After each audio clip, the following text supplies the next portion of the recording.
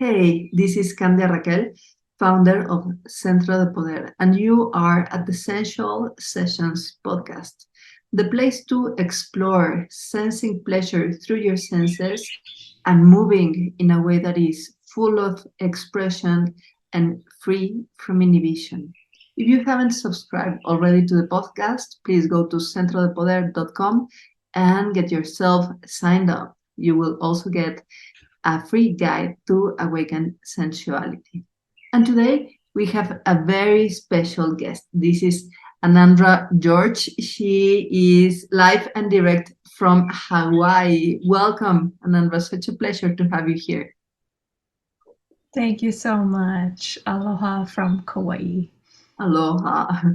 So, Anandra works with healing sounds, and I am very curious about her work because I have found that in our hectic workaholic hustle culture, we have lost this sense of listening. I mean, we may not be deaf, we may hear the notifications ringing endlessly on our mobile phones, but we have lost touch with the ability to listen. So I'm gonna start the interview asking you, Anandra, how did you first become interested on the sounds, on listening?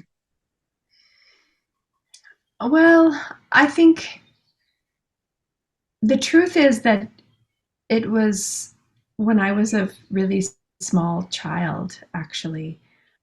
I, without going into too much of the painful details, I had a very kind of unstable family situation with divorced parents and a step parent who was mentally unwell, and there was a lot of alcoholism in my family and extended family, and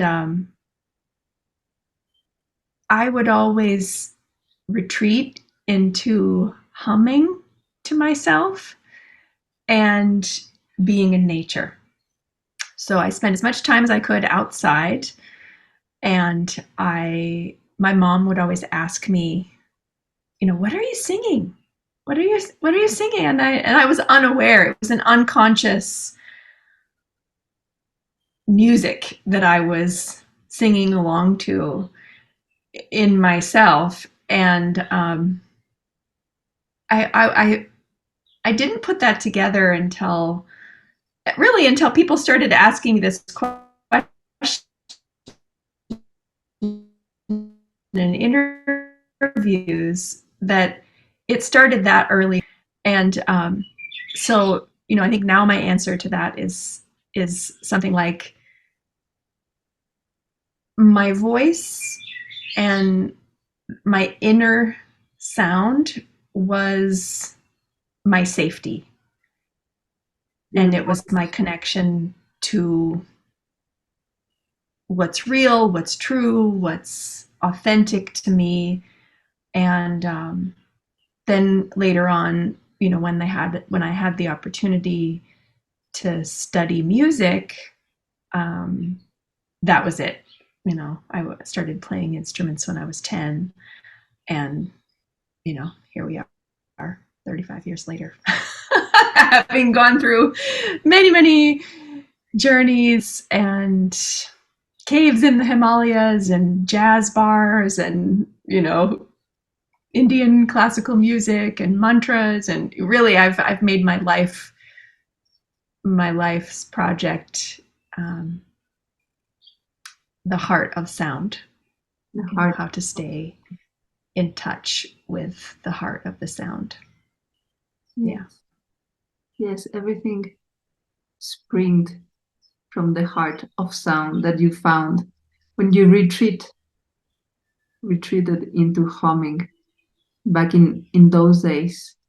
And I would have been 4 or 5, 6 years old.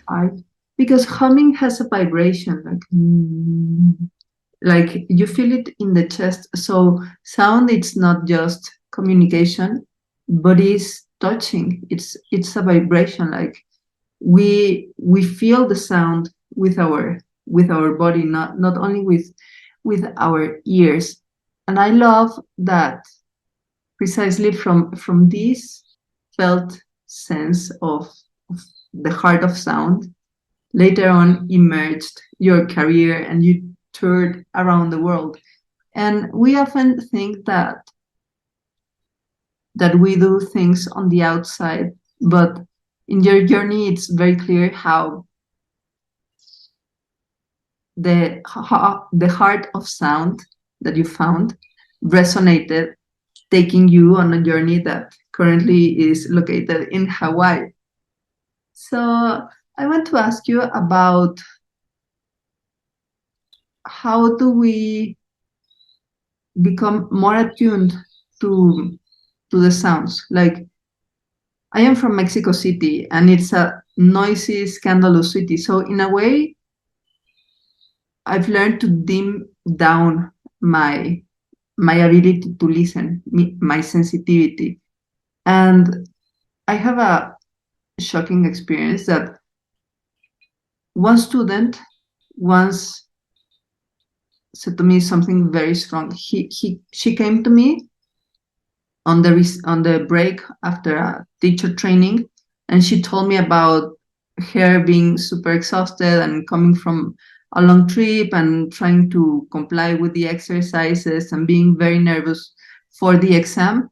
And I immediately started to blurt directions and advice and a step by step for her to do. Like, okay, if you're here, you need to do A, B, C, and then ta ta ta. And like, I was solving her life.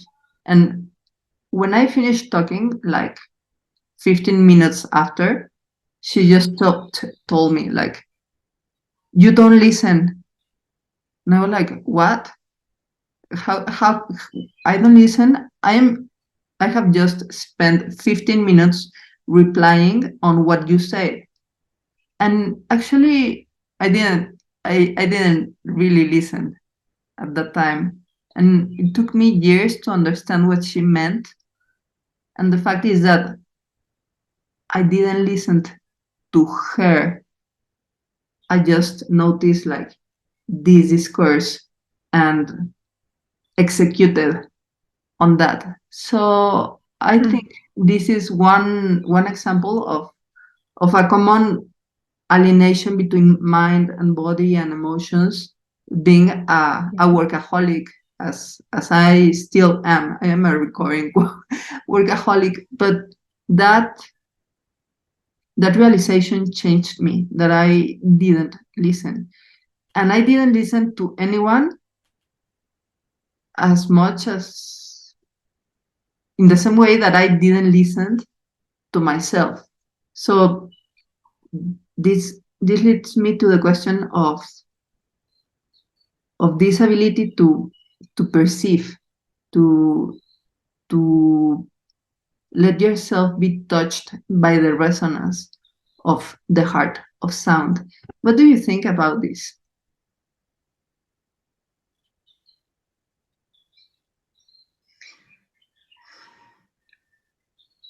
Well, a lot of things.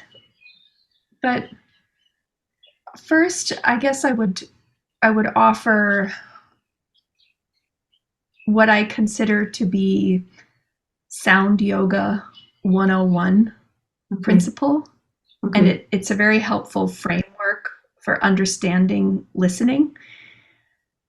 So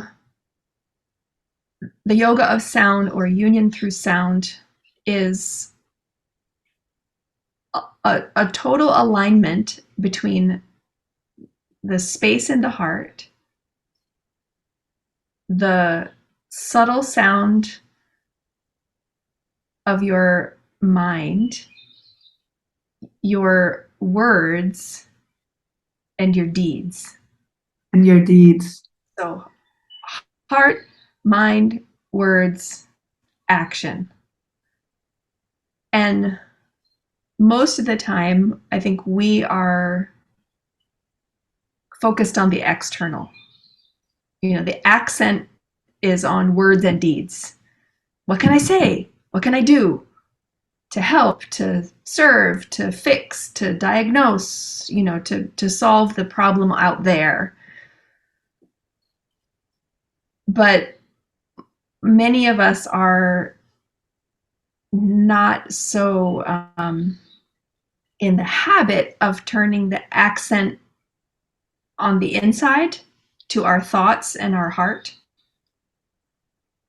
So the practice of sound-based yoga, like the mantra chanting and vocal awareness exercises, my specialty is in the Indian tradition. So there's Sanskrit words for all of these subtle stages and layers, and it's just this brilliant metaphysical and physical architecture of sound understanding, with thousands of years of history and proven technique around, so that makes it really fascinating. But the essence of it for me is heart, mind, words, and deed. And through, by making a sound practice a regular habit, we learn to pause and check in with all 4 layers of listening. Because one is not better than the other, but we need, in order to feel whole and in synchrony and harmony with ourselves, we need to have all 4 layers tuned. And I think what you're speaking of, the busy workaholic, the doer, the A-type personality, the accent of our being is more on the outside.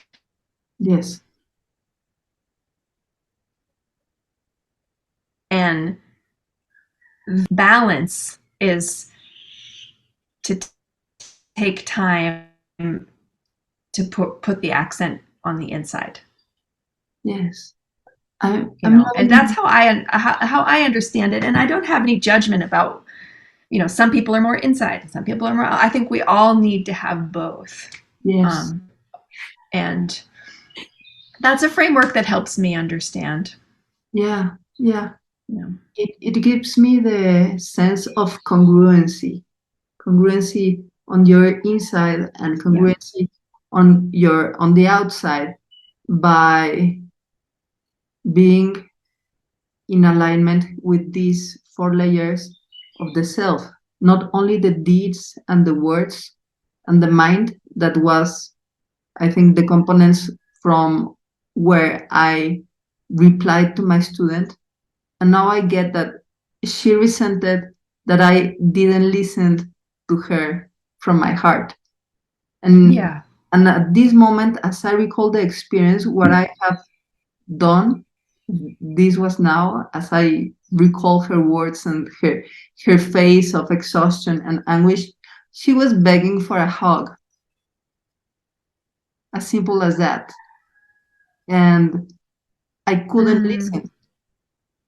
In the same way that for decades, I didn't listen to my pain. And fortunately, I had a breakthrough that led to this whole project of sensuality, after being brutal to myself, not listening, ending with a very bad injury, and then being in such a place that I couldn't move, until I found that if I moved in a pleasurable way, I would be able to continue moving. And that's how I recovered my ability to walk and move and dance and be here. So it's very useful to have this clarity of having the heart of your sound, of your voice, what you're about, come forth first, then the mind, then the words, and finally the deeds. And it gives me the image of the heartbeat. Our heart has a sound, and if we put the hand in our chest, we will feel the heartbeat very gentle in our skin. So this is our primordial vibration, and I am feeling very happy now already, and I feel this is to live a more pleasurable life, because we can lie with our words, we can even fool ourselves in our mind, but in your deepest heart you always know what's going on. And maybe because of that, sometimes we don't want to listen to our heart, because we will know that that is not the job for us. It is time for leave our family home, as it was in my case when I was 17 years. Your story remind me of those times. We know this isn't the right guy. Like, if we listen to our heart, we know. And if we don't act in this congruency, we lose the potency. And this leads me to sensuality. How this tuning in, this sensing what you're about, like retreating in your humming is soft, it's gentle, but it's also very powerful. So what do you think it's a good way to come back to this alignment and to this connection? Well, it's it's beautiful that you ask that, and I want to share my experience from this morning. Yes. Just a couple of hours ago, I woke up and I had my coffee, and I have not. I had a regular sound practice and mantra practice, very disciplined for a really long time, and recently I just haven't felt the necessity for it. But yesterday I was thinking, oh, I don't know. I feel a little off. I think tomorrow morning I'm gonna make sure I do my mantra and just sit before I check Facebook, before I look at my email, before I, listen to the news or whatever else. The many, many things, the hundreds of things that I could do in the day to distract myself from listening to my heart first. Yes. And so,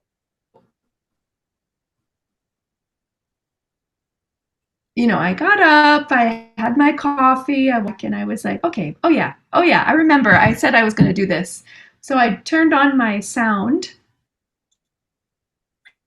I have a little sound in my phone which makes a drone. Bum, bum, bum, bum, bum, bum. It's like just this stringed instrument that's very beautiful. And so I sat, I listened to the sound, I closed my eyes, and I started to make a humming sound. And it's for me. It's not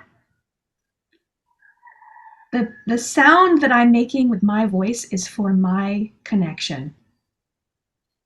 I'm not concerned with how it sounds to anybody else. It's not for anyone else. It's for me. And so I just started humming, and then my heart was still beating kind of fast from moving around and stuff like that. So my heartbeat was actually breaking my voice. And it was such a beautiful, it was like I was humming, but my heartbeat was strong. So it was still, I was that, and that was just like, oh yeah, the pulse of my heart is right here, right under the surface. Yes. And it was such a, so that just, it like, it was like the sunrise happened inside of me then. I mean, the sun was already up outside, and the sunrise awakened the golden warm glow inside of me. And then I chanted a little bit my mantra, and I only said it out loud one time, and it absorbed me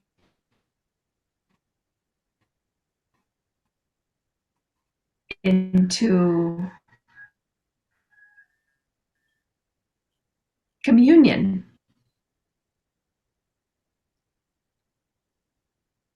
And my breath stopped. My heart voice was talking to my brain, to my mind. And they're, just taking that time for that self connection. You have to do it. You have to make a space for it and say, okay, this is what we're doing now. We're making a time to listen. Yes. And the whole thing took 5 minutes. Someone who's beginning on the path of finding that congruence between heart, mind, word, and deed, they might need a more like some kind of ritual or repetition of them. They might need to say the mantra 50 times or 100 times to kind of digest all of those busy thoughts that are normally creating all the static that is the fuzz that you can't listen to the heart through. You have to kind of churn the fire of the digestion, to get to the sweet spot. So that's what a mantra really, like a practice of a repetition, the kind of disciplines. But once you start to,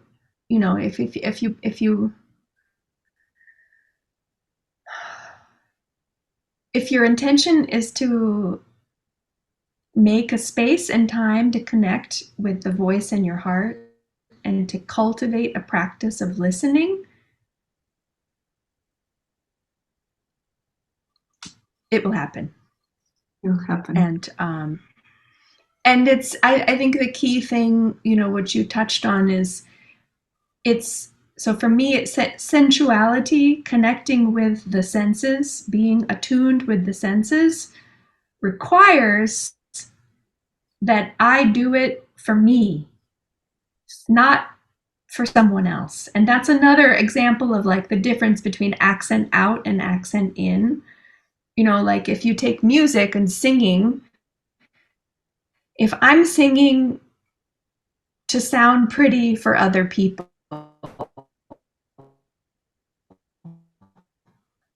or if I'm singing full spiritual connection to my voice, in order to tap into that communion with myself, I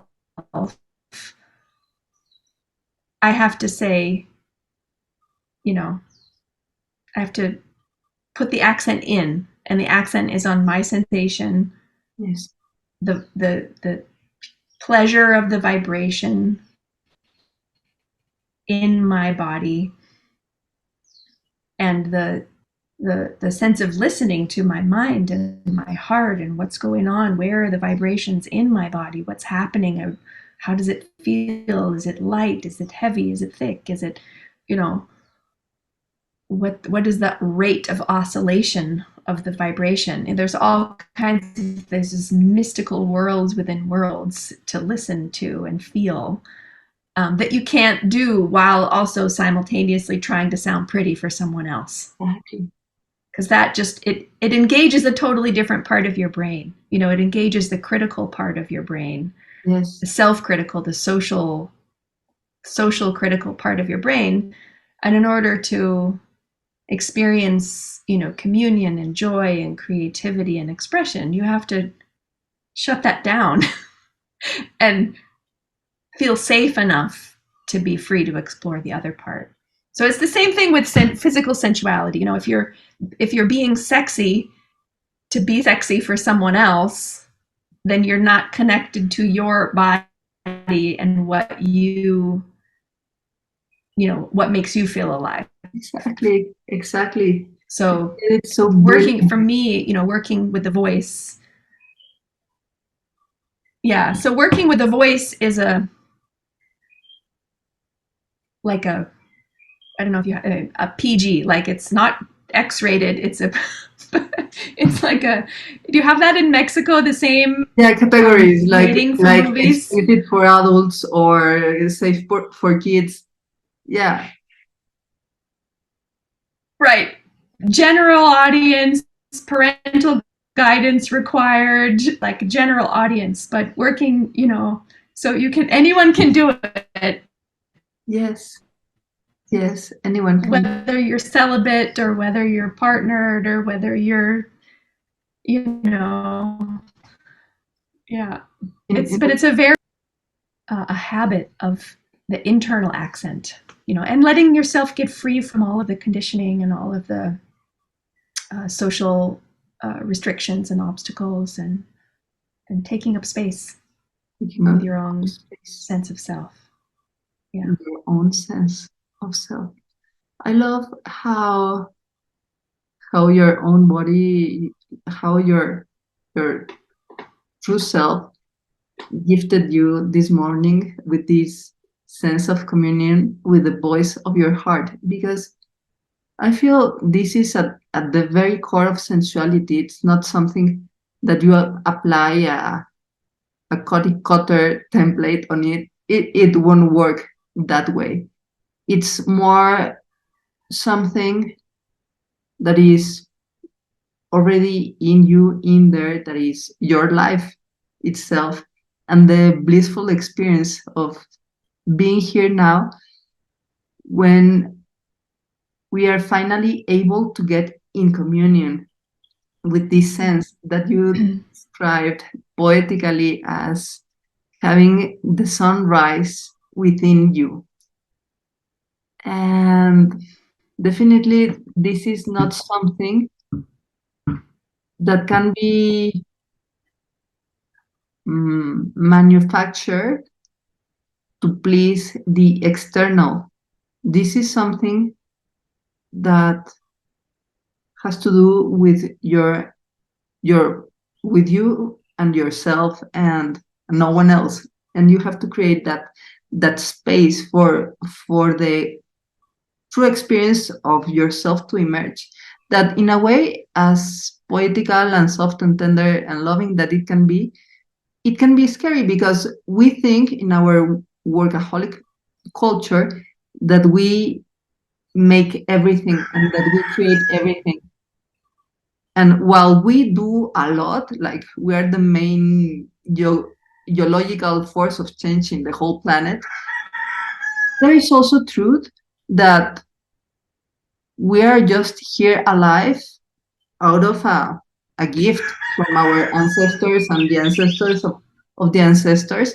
And it's not me who is regulating my enzyme production in the liver, nor my brain waves, nor the not even my heartbeat. Like this life, we are this life, we are, but not just a deliberate thing. It's something that emerge from ourselves. I hope the audience can at least get a sense of what I'm trying to convey here, because it may sound too philosophical or even crazy. But the thing I want to say is that, yeah, if you're sexy to look sexy, then you're not sexy. But if you are listening to your inside sensation of pleasure and sexiness, you will start to move in a sexy way. And interestingly enough, that's what we perceive on the outside, spectators, as sexy, because we see someone that has something going on. It's like that girl or that guy is his own clubhouse. He's having a good time inside. And then that person becomes like interesting because of their experience. And that's how powerful it is to have this alignment of of the layers of yourself right from the voice of your heart, then your mind, then your words, then your deeds. And I am curious if you could share with us a little experience or exercise so we can get a. Okay, we're back. Can you hear me? Yay, hi. Okay. Yeah, I can, yeah. What you were asking me Yeah. I'm about for an exercise? yeah. Yeah, so I'm popping the question again. So could you share with us a little experience so we get a sense of what we've just talked about on connecting with the heart of sound in ourselves?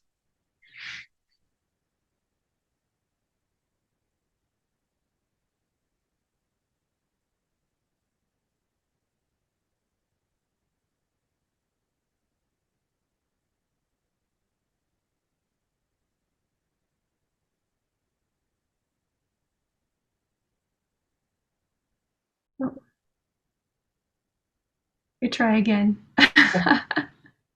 Okay, so would you share with us a little experience on how to connect with the heart of sound in alignment with our mind, words, and deeds, so we can have like this natural, sensual congruency in communion with our own lives and everything around us? Well, that's a tall ask, but I have it. um, it's it's really just as simple as I was describing in my share from my experience this morning. Um, you just need to set the intention that for the next few minutes you're going to be cultivating listening. And I like to use a kind of background sound that has a musical tone. But honestly, I've used the sound of a metro humming or a microwave going, or any sound that you can tune into will work. Um, you want to listen, just take a moment to listen to that background sound, find the note, and then use your voice softly to hum along with it. And as you're humming, let your voice blend with the sound of the background. So you're not trying to overpower, and you're not, trying to be too soft, but just let your voice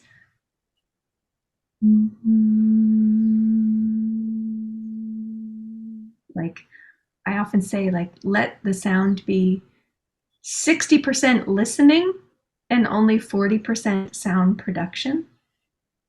And that starts to get your accent turning inside, even while you're still engaged in something that's audible, you know?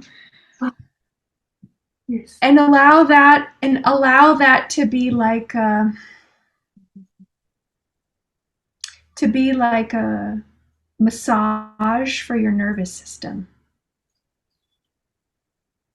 to let the sound, vibrate in a pleasant way, your the internal alignment that you have in your body. And you'll notice, if you're paying attention, you might notice that your jaw is tight, or your hands are gripped, or you have tension in the hips while you're humming. And then, give yourself a few moments to invite yourself to feel safe. And that process will probably take a few minutes. And if you have a mantra, you can repeat the mantra. If the humming is all you have time for, just hum for a few minutes and then stop and listen to the after sound.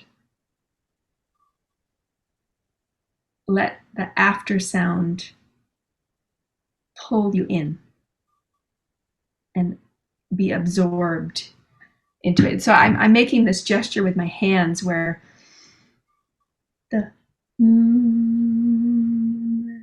and then the after sound, the hands come together, the fingers point into the heart, and it's like there's a movement within the self that happens in the after sound, and there's this sweet pause where the more subtle aspects of your being, that voice of the heart that is often overpowered by the busyness of the mind, can be heard, even for a fraction of an instant, is so nourishing. Yes. Just a half a second. And it's so much relief. It's such a relief.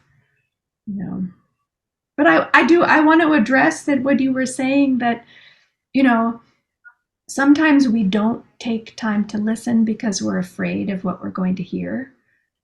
Yes. And that is a real thing.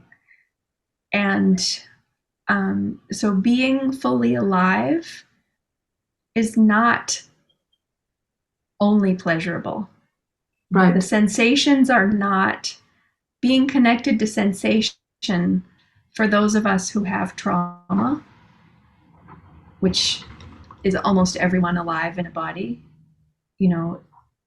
beginning to tap into sensual connection, self-connection, means cultivating a space that's safe enough to feel what we feel. Yeah, what we feel. Yes. There is a if I describe it in musical terms, there's a vibration of discord, of dissonance, tension, screeching, difficulty, and that will resolve if we kind of allow it to roll through. And using humming and any practice that helps us to feel more safe in our bodies can help us resolve that tension in a way that then makes space for pleasure, for the more pleasurable end of the spectrum to come through.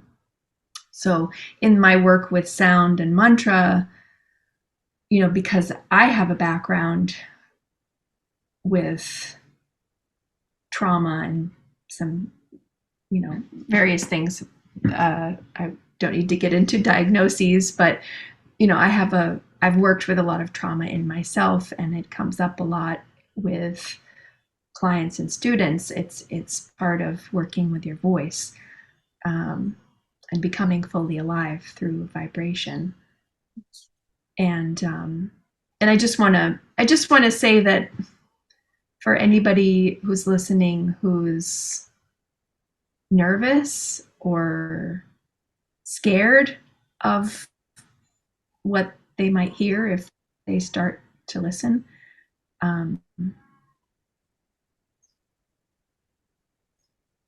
it may be uncomfortable from time to time, but that pulse in your heart is there to keep you safe and to keep you this magical miracle of your life going. And if you take time to listen, it's gonna bring you into the rhythm that is going to be really best for you. And that is, even though there may be some discomfort and there may be some change or there may be some tension and release, that ultimately to live in synchrony and harmony with yourself is so worth it. It's so worth it. And you don't need to take drugs to get there. You don't need to go on psychedelic journeys and expose yourself to various gurus and, people who may have ulterior motives or anything like that. It's so simple. So simple. It's about listening. So simple. The sound. It's courageous. It takes bravery. It takes bravery and dedication. But it's, worthwhile. At the heart of all the mystic practices, whether it's religious practices or yogic practices or, shamanic practices, it's all listening. It all boils down to listening. And aligning the heart, mind, word, and deeds. Period. Beginning, end. Done. Alpha, Omega. There's nothing else to say. Yes, there's so much practical wisdom gold in what you shared. In a very practical way, because it's true, like most of us have a certain kind, level, mild, hardcore trauma stored in our body, in our cells. And it's not like take a pill or go to a transformational experience and it will be gone. No, it's something that may erode with the practice, with loving and spiritual practices. And it's an important warning, so to say, to know that if you want to open to pleasure, it requires to open to what's going on in you. That means opening the Pandora's box, where not only pleasure will, true pleasure emerges from the transparency of the openness of the self and the heart. But also that's where trauma and wounding and very deep pain is stored. So I find it a very important first step to ensure that you have created a safe space for your experience. And this space will allow for everything to come out, but most especially for the pain and the wounding to have space to roll and run its course finally. Things that were not digested because it was too much, well, maybe now, after a few decades, have developed your own spine and your own wisdom of heart for beholding this apparent contradiction of having so much pain inside of you, but also so much pleasure, and letting the pain run its course. And then within this frame of a safe container, you can tune in to the sound and the voice of your heart, and something that is a whole revelation that Anandra, you have just changed my life. Oh. Really, with this key insight of voicing and humming 40% and listening 60%. So in a way, it's like, let's have this wide base of the 60% receptivity to our own body, our own contradictions, complexities, trauma, story, pleasure, bliss, delight, desire, lust, whatever, and what's around us. Because this 60%, first and foremost, will keep us safe, because having this span of attention, of mindfulness on what's going on, allows us to steer course. Like, okay, I'm feeling good. What am I listening with this practice? What I am listening here, even in my workspace, if I am 40% executing, 60% listening.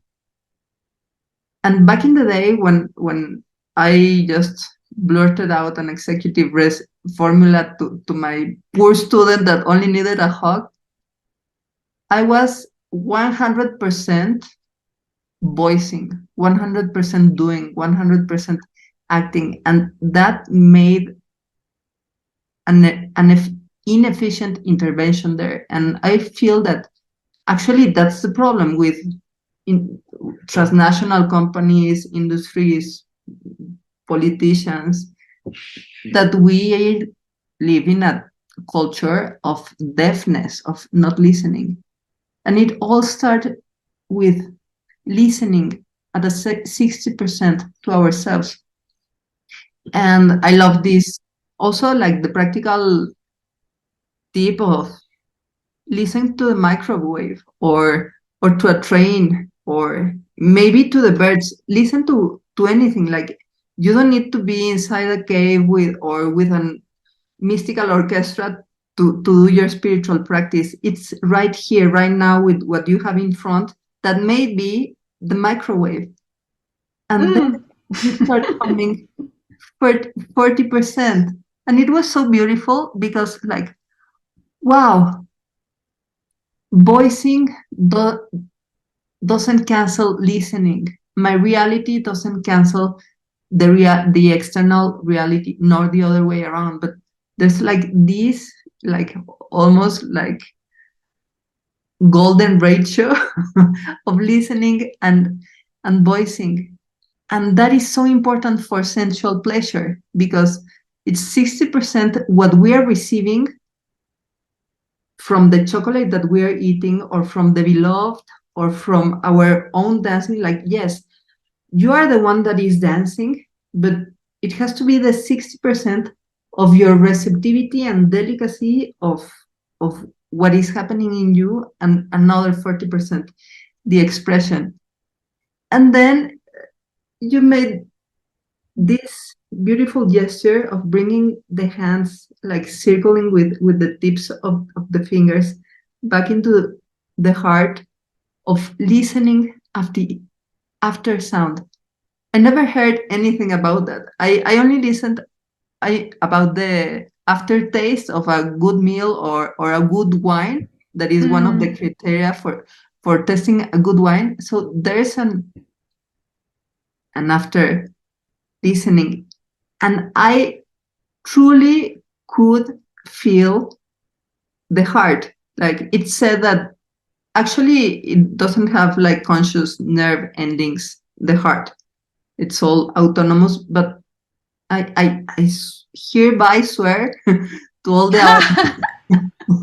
that you can feel your heart. It's a warm and tender sensation, and it's this very gentle resonance. And I am sure that the sensualists here in the audience are very curious to know more about what you're doing. So tell us, how can we learn more? Well, my website is heartofsound.in. Making that hand gesture in. Never forget.